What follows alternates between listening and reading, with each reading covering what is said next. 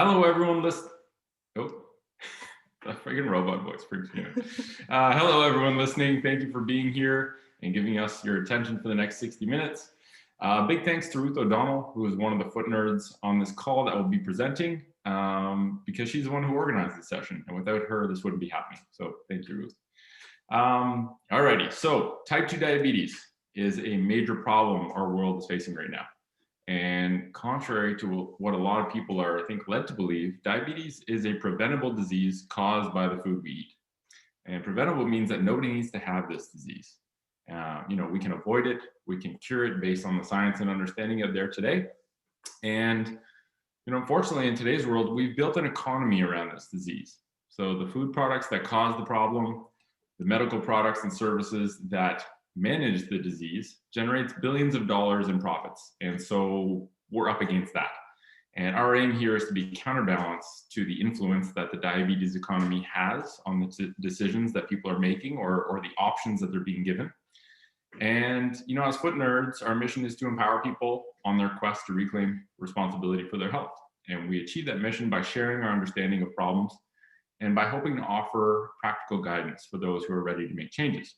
So today we have 3 foot nerds who have kindly offered their time and energy to share their research that they've done.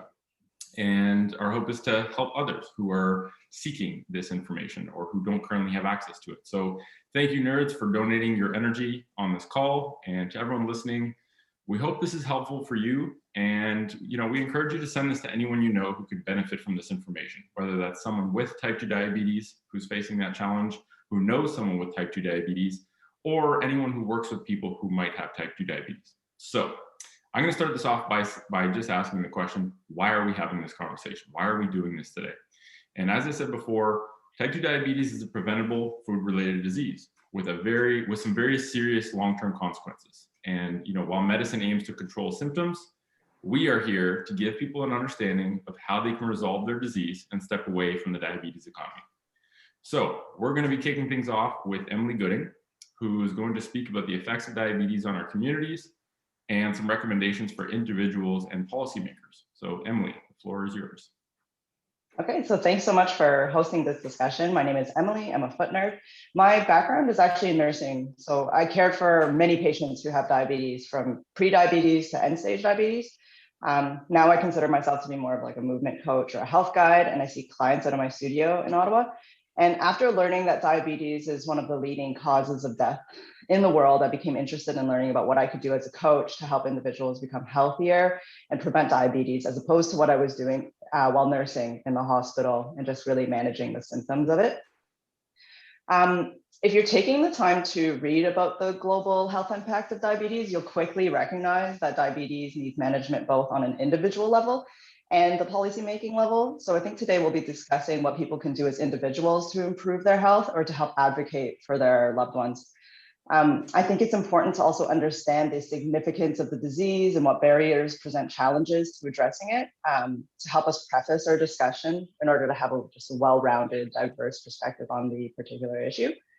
So globally, 422 million individuals are affected by diabetes, and of that amount, type 2 diabetes accounts for approximately 90% of those cases. It is estimated that its prevalence has been rising more rapidly in low and middle income countries than in high income countries. And every year we can estimate that about 1.6 million deaths are directly attributed to diabetes globally. The estimated global direct health expenditure on diabetes in 2019 was $760 billion and is expected to grow to a projected 825 billion by 2030. These are just wild numbers.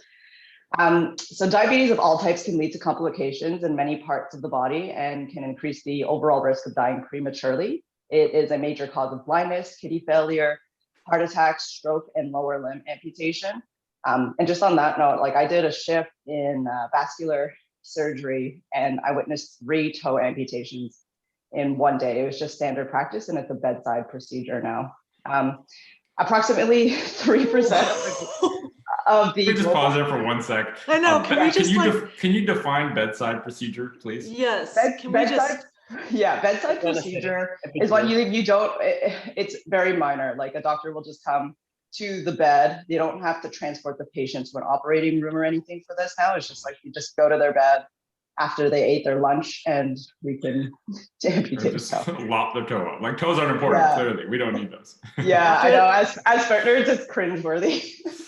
Yeah. That's so insanely crazy that we do this, that we just like, am I the only one that thinks that's crazy? No, I feel a little bit nauseous just when you say that, because it's true. It's like we don't pause to think about like what that means. Like just imagine if somebody just sawed your toe off. Like that is, and after lunch, and which is ironic, right? Because it's after lunch when the lunch was probably something that, well, we'll get into that. But Okay, and disclaimer, type 2 diabetes is serious. We are treating this seriously, but as foot nerds, we don't take ourselves too seriously. So if we laugh or smile or make jokes, it's like, this is just what you get because, it is what it is. It is serious, but sometimes you just gotta, sometimes the most messed up shit in the world, you just gotta like look at and be like, oh, it's so crazy that we got here. It's a problem we need to solve, but also this is what a wacky world.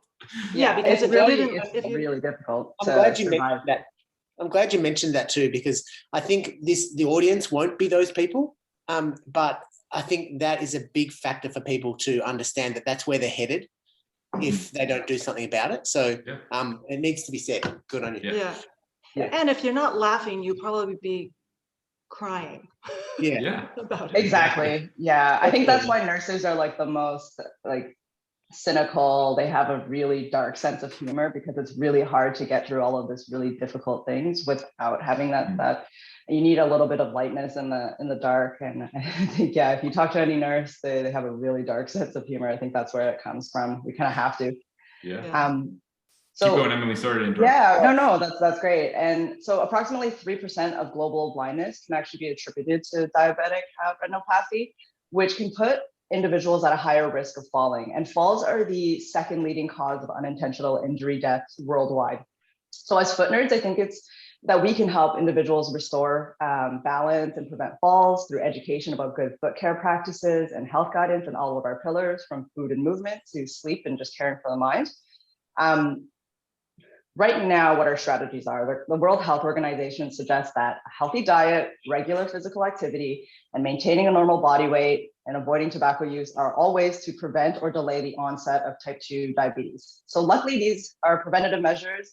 They're all modifiable risk factors, meaning that we can work towards improving the health of individuals through education about nutrition, exercise, smoking reduction or cessation, and other lifestyle factors such as good sleep hygiene. But contrary to the suggestions of the World Health Organization and many other diabetes associations globally, who suggest that lifestyle changes are the gold standard of diabetes care, the global expenditure on pharmaceutical anti-diabetic products was estimated to be $79 billion in 2018, with that number trending upwards. Considering that global diabetes cases and deaths have been increasing and projected to increase further, I personally believe that our current global approach to diabetes care is just not effective. Diabetes takes both a bottom-up and a top-down approach to address. And as we continue to help people on an individual level, we can also start to advocate for policies and practices across whole populations and within specific settings, such as your school, your home, or your workplace, that contribute to good health for everyone. So on an individual level, I think we need to improve our nutrition, movement, and implement healthier lifestyle choices, such as sleeping well and managing your stress. And then on a policy or government level, I believe it's important to help create and foster healthier environments for communities and individuals so that they can thrive in addressing those modifiable risk factors. And so that those modifiable risk factors can be more accessible to all. Yeah, because I think most people, when we say all the big words, like the ones from the World Health Organization, lifestyle changes, eating better, like a healthy diet, the problem comes when people actually need to qualify those things. Like, okay, healthy lifestyle, better diet, great, all for that. What does that actually mean? Because the information out there is such that people can think they're eating a healthy diet and actually eating the worst diet for them for type 2 diabetes, or just for health, optimal health in general. And so I think a lot of it is like filling in the nuance of like defining these terms. Like, what does a healthy lifestyle mean? Where do you can do a billion things differently, but like, where's the easiest place for people to start? I think that's where as winners, we can start to give a little bit of the practical stuff in there. And I think from a government standpoint, it's like, government exists to correct inefficiencies in the market, right? To price unpriced externalities. So, okay, gas companies are providing gas for cars, but it's destroying the environment. Therefore, the government has to put some sort of solution in place in order to tax and price the externality on the environment. With food, I mean, the companies that are making a lot of the food we find in supermarkets, the externality for a lot of these foods is a negative impact on health. And the government is not pricing or helping nudge people's behavior away from these food products, right? Like when these food companies have so much influence that they literally influence governments and make sure that nothing gets done. Like I remember I read this thing, I think it was in Peru, could be wrong, but it was one of the South American countries. And the president saw that people were eating ultra processed foods and it was destroying the health of the country. And so I think it was a woman, and she lobbied to have basically a red dot put on any ultra processed product in the supermarket. Because that's really simple, right? Like kids know if something has a red dot, you probably shouldn't be buying that much of it. And it was brilliant. And guess what? The government got sued by food companies.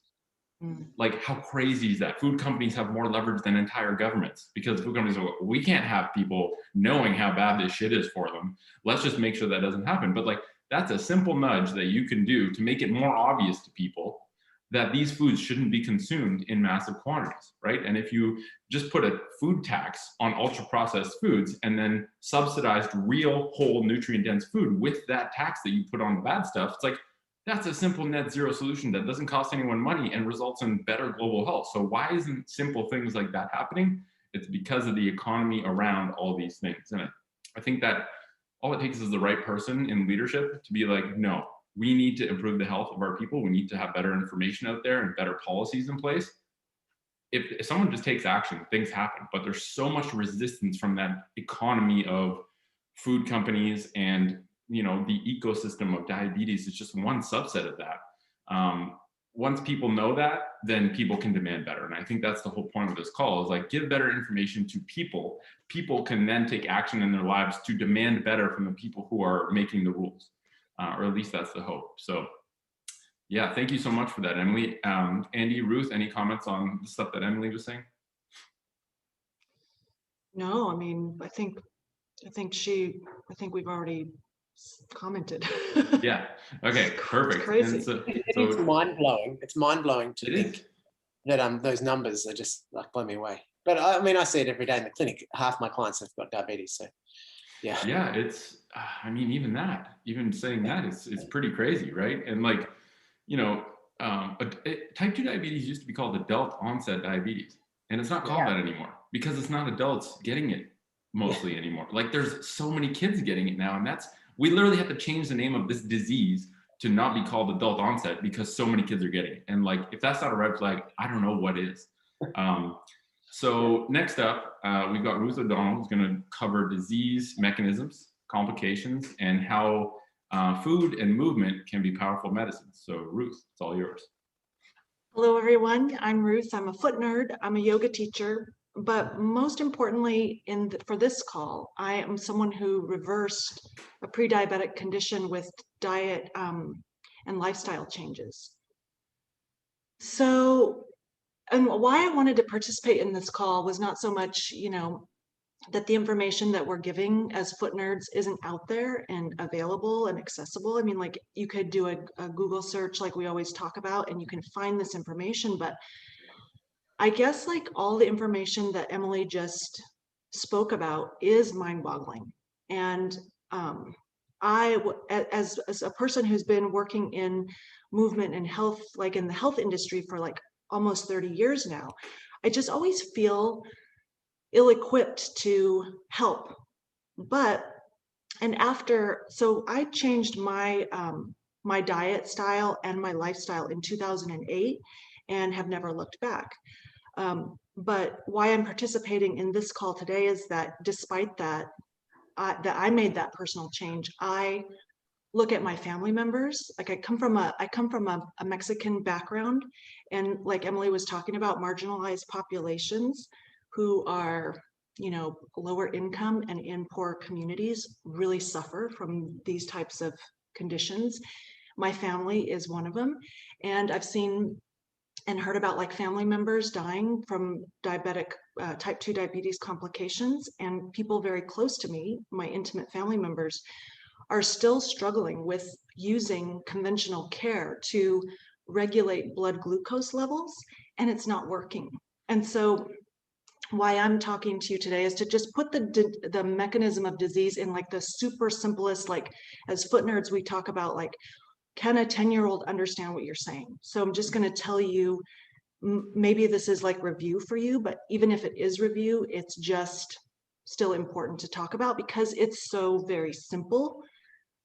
Even though it might be difficult to change lifestyle and diet, it doesn't take the simplicity and the elegance of the solution away. So when you eat food, it's delicious and hopefully in the healthiest state possible. It's high nutrient dense food. And then you're like, yum, yum, that's great. Pretend you're a 10-year-old. That's often how I react. At dinner time, that is how I react. And then when you eat the food and you digest it, your body is amazing structure and functionally designed to break down the food that you eat into usable parts. So the usable part that we're talking about today is glucose, right? So most all of your body cells need glucose for energy, with the exception of like the liver and the brain. So you digest your food, you have blood glucose that is released from the digestive system into the blood vessels, and that increases the blood sugar levels. So the body is this awesome feedback, has these awesome feedback loops. When your blood sugar levels rise, that signals the pancreas to release from their awesome cells, beta cells, insulin. Insulin is a hormone that's designed like a lock and key mechanism. So insulin would be like the key to the lock, and all of your 75, I love 75 or 60 to 75 trillion molecular geniuses in your body are designed to have these little receptor sites that recognize insulin, and they are the lock mechanism. They're like, hey, insulin, come on in, bring glucose with you because we really need that for our cells. Yay. How's that for 10-year-olds? That's great. That's like 6-year-olds, even better. Yeah, and then the cells are like having this party with glucose in there, and then the feedback loop recognizes that the blood sugar levels have decreased and everything's awesome. So the problem comes in with type 1 diabetics, which is like a really low percentage of the population, as Emily discussed, where the body isn't able to manufacture insulin because of whatever the reasons are, damage to those beta cells, or that's like beyond my scope. But type 1 is something that is still, I will say, can be controlled. Like the levels of insulin that type 1 diabetics need can be controlled through lifestyle and diet changes as well. And in type 2 diabetes, you have a barrier to the cell. So it's usually adipose tissue or fat that is surrounding muscle cells and organs that create a barrier from the receptor site being able to recognize insulin. So that's like the overview. Does that kind of make sense? Like, yep. In the most simplistic way, right? So that's the most simplistic way. And I'm like, well, if I can understand that as a 6-year-old, then the conventional care, the drugs, are designed to monitor or to regulate blood sugar levels. But the problem is that the drugs in the big picture are designed to push more insulin. So the problem with disease comes when you have increased levels of insulin and blood sugar for prolonged periods of time in the bloodstream. Do I have that right, Emily? Yeah. And can I just say, like type 1, your pancreas stops producing insulin, basically. And type 2, it still produces it, but your body is not recognizing it so much. That's how I would sort of understand it. Yeah. You develop a resistance with type 2, and type 2 is acquired. This is a really fundamental insight, is like type 2 is not a genetic thing. You are not, even if your family has it. I think the distinguishing between familial and genetic is very important, and I think it's overlooked often, right? If your whole family has type 2 diabetes, it's very easy to accept that my family has it, therefore it's genetic, therefore I have it. But there's a difference. Like a bunion, exactly. It's like there's no gene in your body that makes your toe go crooked. It's environmental. And if your whole family is doing the same environmental, having the same environmental inputs, which often is the case, families often eat the same foods, then your whole family might suffer from this thing. But it doesn't mean that you are stuck with this thing or genetically predisposed. All it means is that you're all getting the same inputs that are causing the same disease manifestation. And so I think that fundamental insight of type 2 is acquired and preventable and curable. Type 1 is something that you have less control over. But the more people I've talked to about this, the more I realize, like, if you just go a layer deeper of like, what were the inputs that the mother was facing during pregnancy, there is something there that tells me, like, we are not supposed to get these things. We just aren't. It's not in our DNA. Humans are designed to function exquisitely well. And so anyway, I don't have any theories about type 1 other than the fact that if you go a layer deeper and look at the mother's health around pregnancy, I think we would find that type 1 has preventable elements. But type 2, for sure, we acquire it, you know. And the other thing too is, like, type 2 diabetes is not caused by a lack of medication. I think that sentence is unequivocal. It doesn't matter who you ask. Type 2 diabetes is not caused by a lack of medication. Therefore, the solution to type 2 diabetes is not medication, because it's not caused by a lack of that, right? And I think if we just like make sure that's out in the open and understood, it's a fundamental shift in how we think of this. It's like, well, if medications aren't the cause, they cannot be the solution. They might be part of helping me get to the solution, but if food is what's causing it, food is the solution. Mm-hmm. And we just don't talk about that because that's not necessarily in the best interest of the diabetes economy. So sorry to put you in there.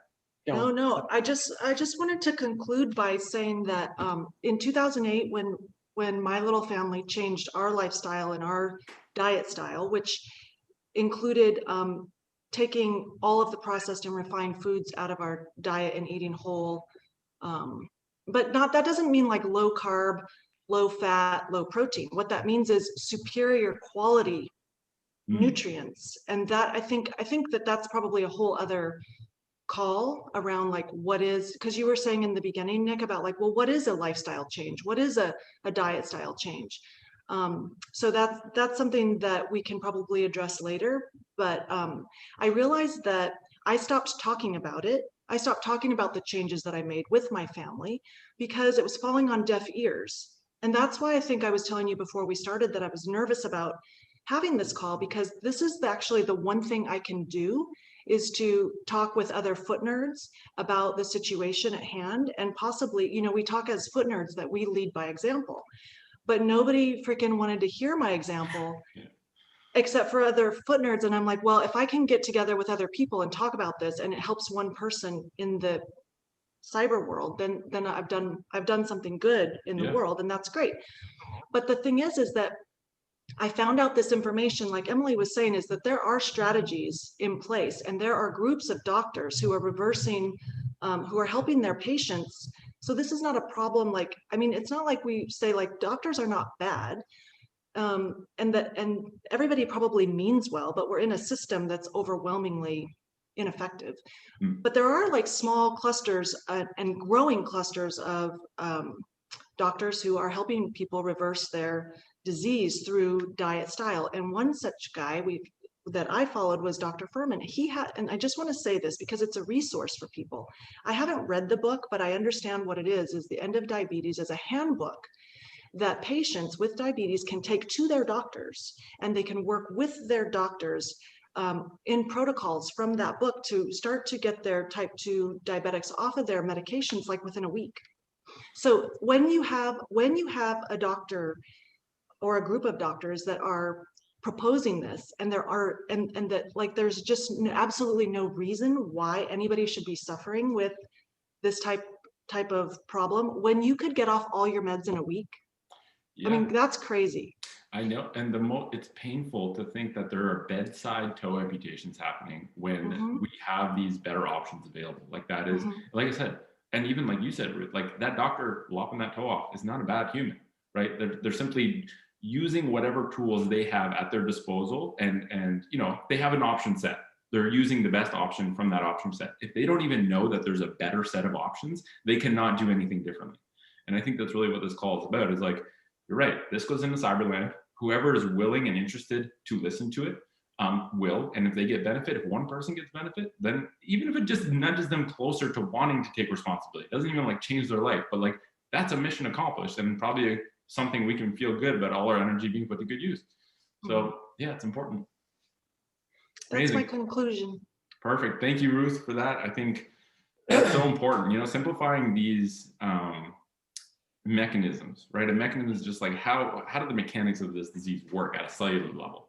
And, you know, I think it's kind of like an iPhone, right? It's like we all know how to use an iPhone to do what we want with it. We don't all need to know how the iPhones are made. But for anyone interested in knowing the mechanics of an iPhone, it's kind of cool to have it available to know how it works so that you can maybe troubleshoot it. And I think with diabetes at a superficial level, people who have type 2 diabetes or are facing that challenge should know the base mechanics of like, how does this whole thing work? Because if they understand it, and I mean, it's your body, and they're like I said before, there's long-term consequences with type 2 diabetes, which get kicked down the road, but are present, and they're very serious. And so, you know, wanting to take keen interest, I think if you don't know you can have an active role in solving the problem, there is no reason to investigate the problem. And I think that's kind of like the obstacle people are at, right? It's like, well, my doctor says I need to do this. I just have to know how to do this and monitor my glucose level and know how much insulin to take. But I don't actually have to understand the disease because it's far too complicated for me to understand and I can't do anything about it. And that's this like false assumption that I think is just out there and actually negates people's ability to engage with understanding and taking on responsibility.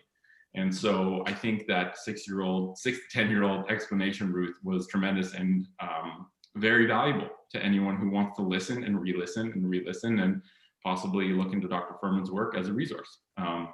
So lastly, but last but not least, we have Andy Bryant, who is a foot nerd tuning in from Australia. So Andy, thank you for staying up maybe a little bit past your bedtime to be here. And he's going to talk about foot care for diabetics. So Andy, it's all yours. Hi guys, I'm Andy. As Nick just said, I'm a foot nerd. I'm a podiatrist. And so I deal with how diabetes affects feet just about every day. But as a podiatrist in a private practice, it's definitely which is good. It's in a way that's more preventative rather than that end stage amputation. But I think that's probably our audience, the people that have just been diagnosed with diabetes, and they want to know what the Foot Collective has to say about diabetes and feet. And so that's kind of where I'm pitching what I would say, what I'm going to be talking about. And I'm going to initially just talk about how I was taught to talk about diabetes, and then add my natural podiatry version of how I think we should be moving towards for foot health and diabetes. So there's a bit of a spiel that I've been doing for 20 years in terms of when someone comes in newly diagnosed with diabetes here in Australia, they get sent straight to a podiatrist because we know that there are long-term complications with diabetes and feet. And so I talk about the fact that there are 3 different ways that diabetes can affect feet. One is the vascular system can be affected. So the blood supply to and from the foot can degrade at a faster rate, just as aging does, but at a faster rate. And so we are more likely to have problems healing something on the foot because of a poor blood supply. More likely to get chilblains, more likely to have ulcers through lack of blood supply. That's the first one. The next one and the most popularly known is neurological degradation because of the extra sugar in the blood. And so, and I'm keeping it quite simple by saying that. Perfect. But the extra sugar in the blood, for some reason, affects the nerves. And so we get something called sensory neuropathy or peripheral neuropathy, which is not only sensory, so not only the change in touch or feel, but it also affects the motor nerves, which are the ones that turn on the muscles, and also the sympathetic nerves, which are the ones that turn on the sweat glands and help us know where we are in space. And turn on the blood vessels as well. So those 3 nerves are affected by the extra blood sugar. And this means that with time, people can start losing feeling in their feet. And this is a real This is where it gets scary for people with diabetes. They worry about not being able to feel something in their feet. And so this is the big one that people know about. So we've got vascular, neurological, and then the third one is immunity. Our whole body's immunity is affected by diabetes. We have a decreased immunity to the point that if you had a common cold, if it lasted someone without diabetes 3 or 4 days, it might last someone with diabetes 7 days because their immune system is not as good at fighting an infection. And so very relevant right now. It's July 2021. We're it's tail so end true. of this global thing, and so that's probably more relevant than even at other times. Yes. And so the example that I give people is that they put a new shoe on and they walk a long way in it and they get a blister that they don't feel because of their sensory deprivation. So they don't know about it. Their blood supply is not there to heal it. And then it gets infected, so their immune system can't fight it. And so then it becomes an ulcer, and that leads to this sequence of events with time that can mean that they have problems with it. An amputation's end stage, generally speaking. Right. And it doesn't just happen when you get diabetes. And in my notes that I put for the people that might look up the notes for the show, I mentioned that I've not once seen someone diagnosed because of a foot problem. They don't have a foot problem and then go, maybe it's because of diabetes. Like foot problems, when they become obvious, are further down the track. People get diagnosed with diabetes because for a whole lot of reasons, but it's not because they got numbness in their foot. It's generally further down the track. I've never once seen that happen. It might have happened, but I haven't seen it happen. So there's a new field of understanding that insulin is very important in muscle growth. It's a hormone that encourages muscle growth, and as soon as you become having less insulin in your blood being released by the pancreas, your muscles are going to decrease their growth or their ability to grow. And so as soon as someone becomes even pre-diabetic, there's a catabolic, which means a reducing effect on muscle growth, and it particularly affects the small muscles in the foot and in the periphery. So immediately we see, like before they've even been diagnosed, we would be able to see some changes in the muscles in the foot. And so when we have a decrease in muscle size, there's also a decrease in blood supply. We know that because the muscle encourages more movement. There's a decrease in movement, so therefore stiffer joints. There's an increase in toe deformities because when the little muscles in the foot get smaller, then our toes start to claw up and aren't as straight.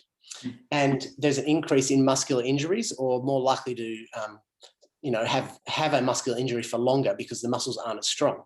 So this happens just because you got diabetes. Like immediately when those insulin levels aren't what they should be.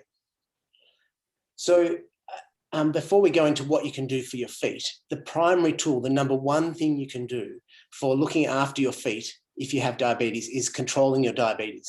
So that's the ultimate thing. Controlling your blood sugar levels is the ultimate thing to look after your feet. You can do all the work in the world on your feet. If your blood sugar levels are all over the place, that's the predisposing factor to having issues with your feet. So I have to say that that's the number one thing to do, no matter what I say over the next 15 minutes. Yeah, I think that's a very important thing to mention, because you're given priority sequence to like the actual problem, not just focusing on the symptoms. That's it, exactly right. So there is a reaction to this new understanding about the catabolic effect of lower insulin, so the muscle reducing effect of lower insulin. And traditional podiatrists are now starting to exercise the newly diabetic foot. Okay, so they're starting to do some exercises for the newly diabetic foot. And this is where I become the natural podiatrist for this conversation, they're not changing the footwear. And that is highly counterproductive from my point of view. And so we'll see people... From physiology's point of view. Let's just be clear there. That's right. And so we'll see podiatrists giving a whole lot of foot exercises and people diligently working away at their foot exercises, yet the gold standard still amongst podiatrists for footwear for someone with diabetes is a stiff shoe, highly cushioned, mostly with a tapered toe box. And I'll go through why they're an issue in terms of the diabetic foot as well. So my proposal, and physiology's proposal, is to use natural footwear. And this is why. So natural footwear has a flexible sole. So therefore all the joints move. And when the joints move, the muscles move. And we don't need to exercise the foot specifically if our foot is exercising with every step. And so if you wear a traditional shoe and do 10 minutes of exercise, this is lip service to the exercise compared to doing every step in a shoe that's allowing your foot to move naturally. So when your joints move properly and your muscles move with them, then your muscles are getting that extra input that may counter that effect of having smaller muscles or reducing muscle size because of the diabetes. And so if traditional podiatry is giving exercises, I think we should just be putting them in a flexible shoe to start with, because that means they don't need to be doing the exercises. They still can do the exercises for bonus, but then they don't need to be doing the exercises because their foot is going to get stronger just because they are walking in a shoe that is flexible and allowing it to move. And there's some good research out recently by Vivo Barefoot, so that has to be said. But they looked at a population with all in traditional shoes, and left one side of the equation in traditional shoes and the other side went into a minimalist shoe. And these weren't people with diabetes, but those in a minimalist shoe increased their foot strength by 60% over 6 months by being in a minimalist shoe compared to being in a conventional shoe. I think the sad part about that is that they needed to, because they were in a traditional shoe for so long beforehand. But if seeing someone who's pre-diabetic or just newly diabetic, putting them in a minimalist shoe is a surefire way to strengthen their foot, and an easy way as well. And there are other benefits. And it's simple. It's simple and it's free. This is like, yeah. I mean, you're going to have, it's not free because you might have to buy footwear, but you could go barefoot, or you're going to buy shoes anyway. And I think what you're saying is the epitome. There's this big parallel I see between diabetes and also foot health, right? Because it's really about subtraction, not addition. We love doing addition, right? You go, oh, you got a weak foot, let's add exercises. So let's get you to add things. Oh, you have diabetes, let's add medications, right? It's always addition, right? Add more. But when you look at it, it's if you trust that the body knows exactly what to do and is designed perfectly to adapt based on the inputs we give it, why don't we just remove the negative inputs we're giving it? And then it automatically gets better, right? Take away the foot couch, and guess what? Your foot actually does more things, right? Take away the food that is causing the hormonal imbalance that requires us to use medications. And guess what? Things kind of get back to baseline, back to default settings. So I think subtraction instead of addition. Mainstream is always addition, because addition, if you're adding something, you're having to pay to add that thing, right? And subtraction is not in the best favor of these economies built around people needing to add things. And so I just thought that was a nice parallel. It's subtraction before addition. And that's a really common theme in everything we do at TFC is the body has everything. We're doing things to mess it up. Take away those things, it does what it's supposed to without us having to understand deeper or do anything extra.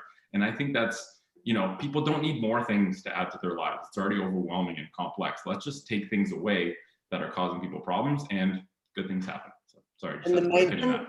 Yeah, that's okay. The main tool that is used to exercise costs $100, Right. Oh, wait. This is perfect, because I just want to say, if there's somebody who's listening to this that never has heard about flexible shoes before, and that's not relative, I found this flexible shoe. This is what Andy means by flexible.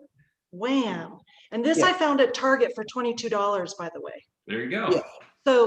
So if we're talking about marginalized populations that don't have $100 to spend on a tool, then you could go to Target and get a reasonable shoe that bends up like this for $22.99. Bam. And that's because the foot is mobile. It's got so many joints. It's made to move. And if you look at most traditional shoes, they are stiff from heel to the big toe, and all these joints aren't moving, and those muscles that cross those joints aren't moving. And so they're weak to start with before you got diabetes. Right. So that looks at the muscular aspect. There's the neurological aspect as well. And a minimalist shoe, and you might show us, Ruth, what a minimalist shoe sole, the thinness of that sole is. It's a very thin sole. And so when we have a very thin sole, we get to feel the ground. And so if we're worried about sensory deprivation due to diabetes, I think we should be trying to maximize whatever you can feel. Right. Other neurological conditions like cerebral palsy, and stroke, those populations and health professionals in those populations put more sensory input into the sole of the foot to encourage neurological function and motor function, so muscular function throughout the whole body by using the sole of the foot. So if we're concerned about someone with diabetes losing sensory input, we should be maximizing all the input we can. When we put use it or lose it. Yeah, when we put a cushioned sole on there, and the traditional advice is still to use a heavily cushioned shoe to protect the foot. And I'm not suggesting someone doesn't protect their foot. The thin sole should still protect the foot, but to actually feel the ground, to feel texture, to feel deep pressure, help with balance, to maximize whatever that input is. And then the effect of diabetes is going to be less or going to take longer to have an effect. And so a thin sole is super important. And the final one is that a wide toe box. And this is the one where we look at people that have had diabetes for a lot longer and been in traditional shoes. And so we've seen muscle wastage and we've seen the toes starting to claw. So this is where you see like bunions or claw toes, hammer toes. And they're the primary sites for these ulcers that we're talking about having amputations because of claw toes, because of rubbing on shoes. And so a minimalist shoe or a natural footwear has a wide toe box that decreases the abrasion. It stops, it doesn't take it away totally, but it's less likely to cause abrasion on those areas because your toes aren't squished together. And so in one change, by changing footwear, we can be addressing so many of the issues that people have with their feet with diabetes. And in one foul swoop, pretty much, without someone having to do that much about it. But that all said, diabetes does slow everything down, as in it takes longer to get used to it. Like if you've been in a heeled, cushioned, tight shoe for your whole life, it's a big change to go to a minimalist or natural shoe. And so you have to do it gently and slowly. If you have diabetes, you're more likely to get injured doing it. And so under the guidance of someone or just being really careful yourself, it needs to be a long, slow process because you have diabetes as well. Yeah, and I think, like you said, everything is slower. Healing timeframes are slower. There's less blood flow. There's less, your ability, your capacity to heal is slower in general. I think the big thing with blisters is people, I think, understand how blisters develop. And so blisters are a function of friction in one area, right? Localized friction on the skin causing breakdown of the skin or irritation. And I think friction fundamentally comes from the fact, when we're talking about footwear, that the shoe is not moving with your foot. So your foot is moving and the shoe is not moving with it. Therefore, there's motion that's caused between two surfaces, your foot and the shoe, and over time that causes blisters. Now, the thing with natural footwear is that because it's flexible, the shoes tend to move with your foot.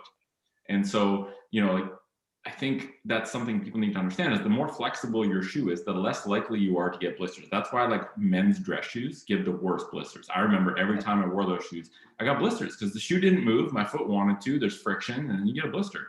And so I think the more flexible your shoe is, and flexibility is a good indicator of that, is the squish test, like Ruth was doing. You crumple it up, you twist it, you bend it. If the shoe can move, your foot is going to be permitted to move in the shoe with the shoe.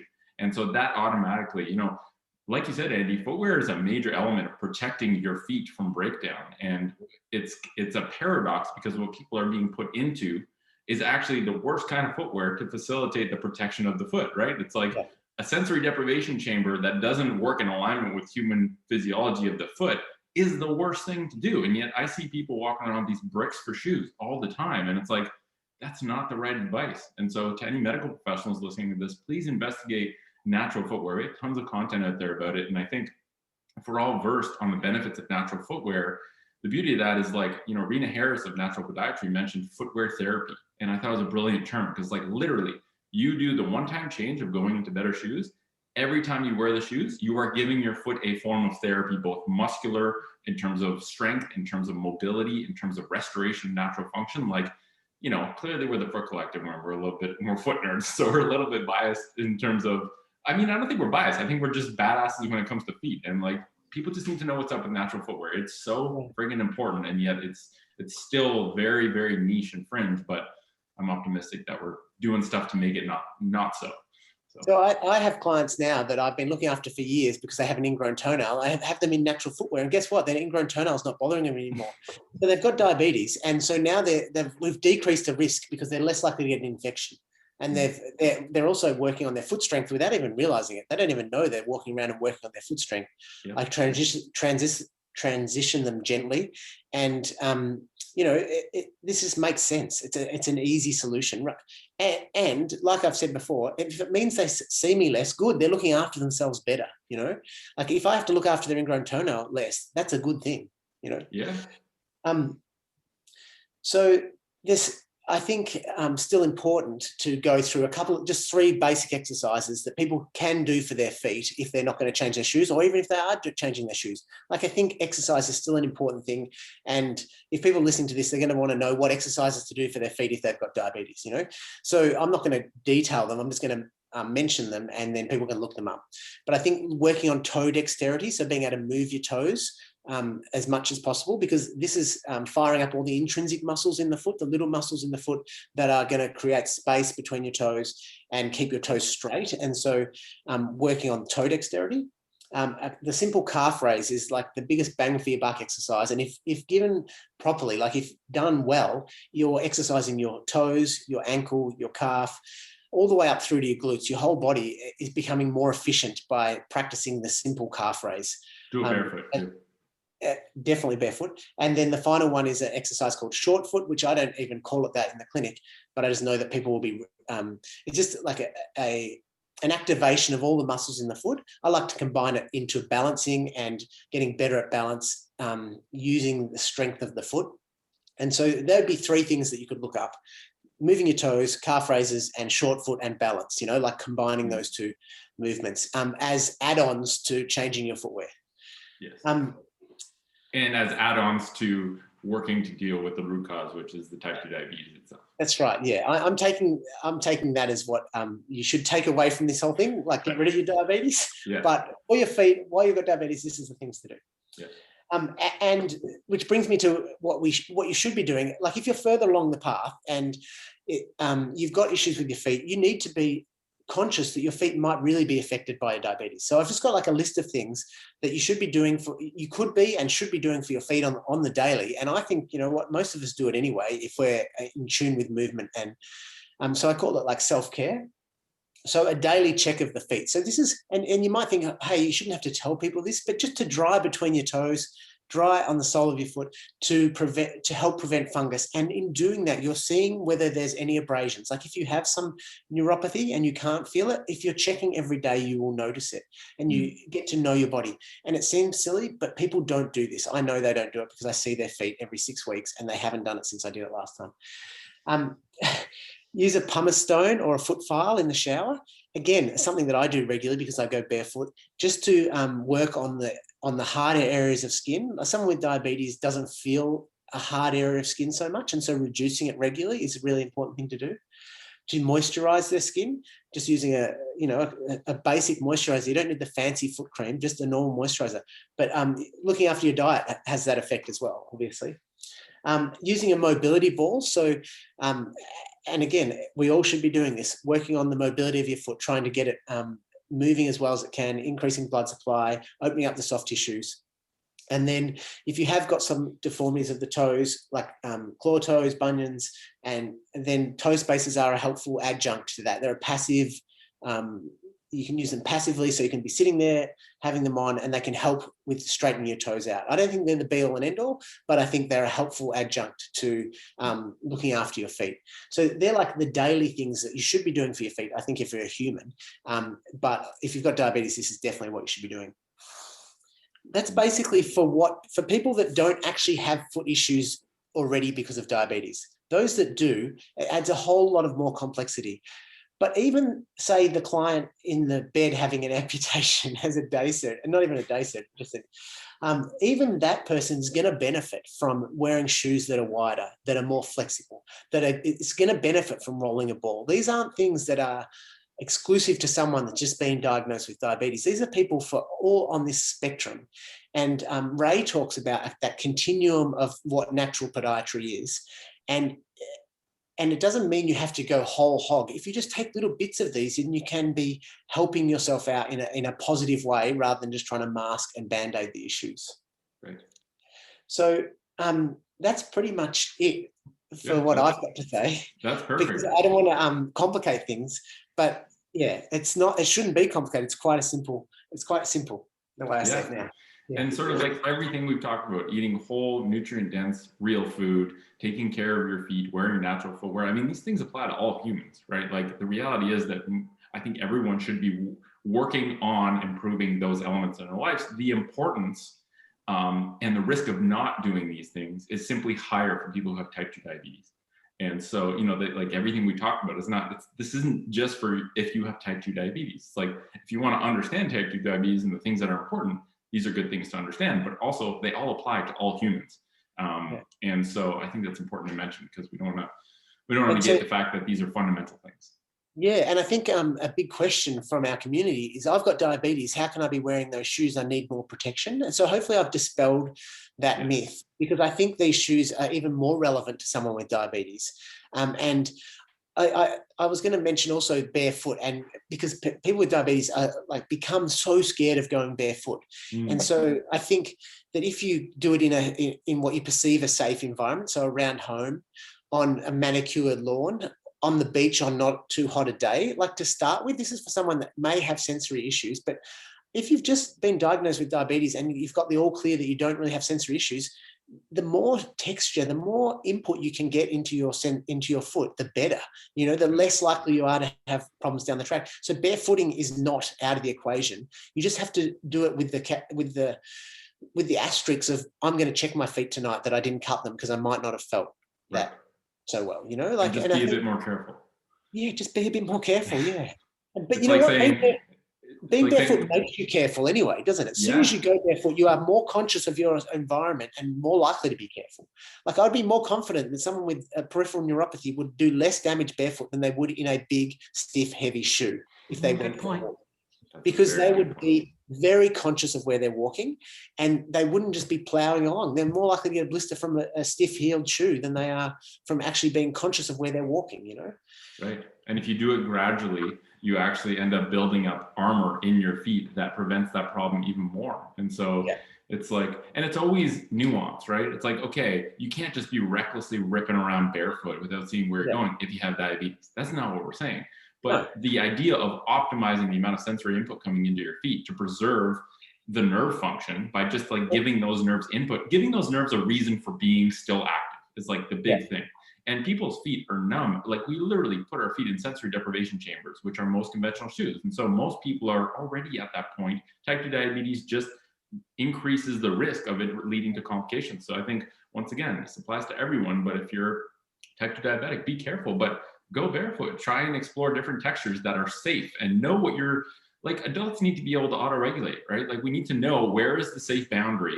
You know, we shouldn't have to be told every micro boundary that we're you know, looking to challenge, whether it's safe or not. We need to be adults and understand, like, okay, you know, once in a while, I'm going to try something and maybe I cut myself, but like, that's a lesson. Tune into it. What was I doing? Was I being mindless? Was I walking somewhere barefoot that I shouldn't have? And I think we just need to, you know, be comfortable that our bodies are good at adapting and healing. If we treat them right and if we're careful, it's all going to be okay, right? It's not like the world's not covered in nails and needles when you take your shoes off. And I think a lot of people think that that just happens. It's like really weird. Everyone thinks there's glass everywhere. Exactly.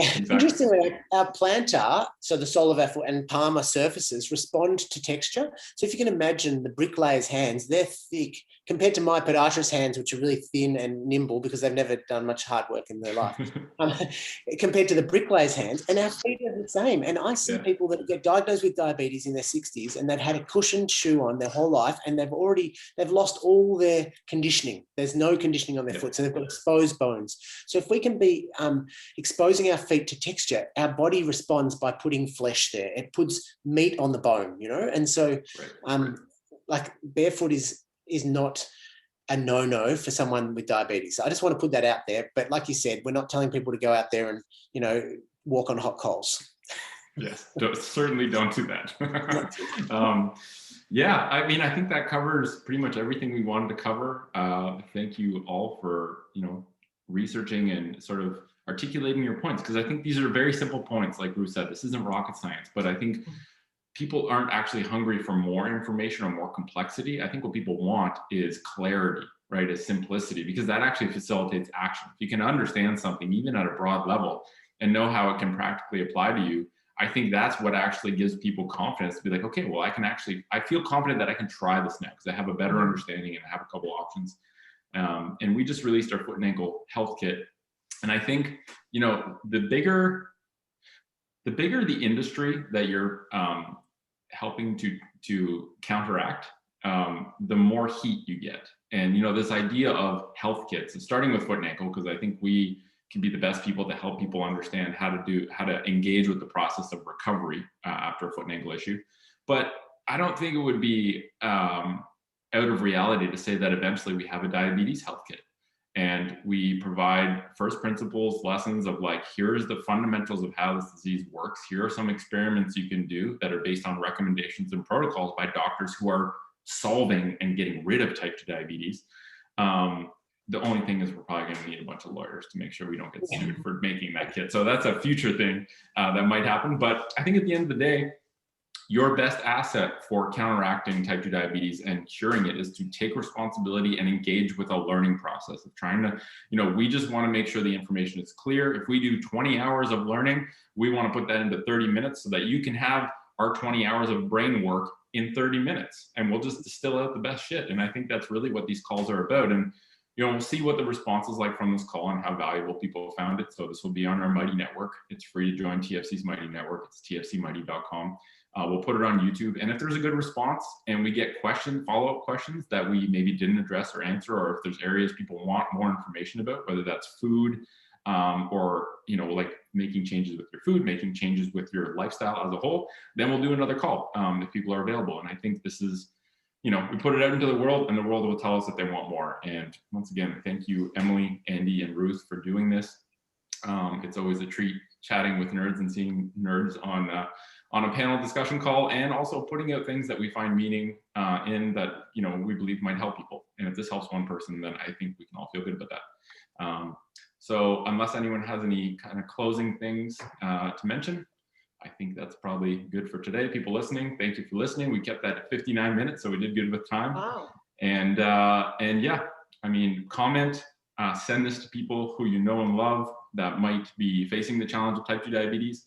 And, even just people who might not eat the most nutrient-dense food. Because the reality is there's no fine line between being completely fine and then being a type 2 diabetic. There is a broad spectrum. And unfortunately, the simplistic mindset of medicine is like, well, if your blood glucose number isn't this number, you're not diabetic, right? If you're like one nano step before being diabetic, you're not diabetic until you are. And that's the stupidest thinking ever, right? It's like we're all on a continuum of how good our hormonal health is based on the food we eat.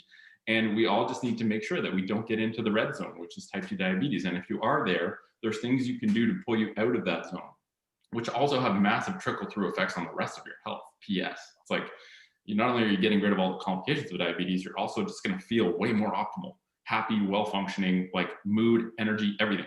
So yeah, thank you all for listening. Thank you, 3 nerds, for being here. And I look forward to seeing what the response is like. Thank you, Nick. Thank you. Thanks, Ruth. Thanks. Thank you.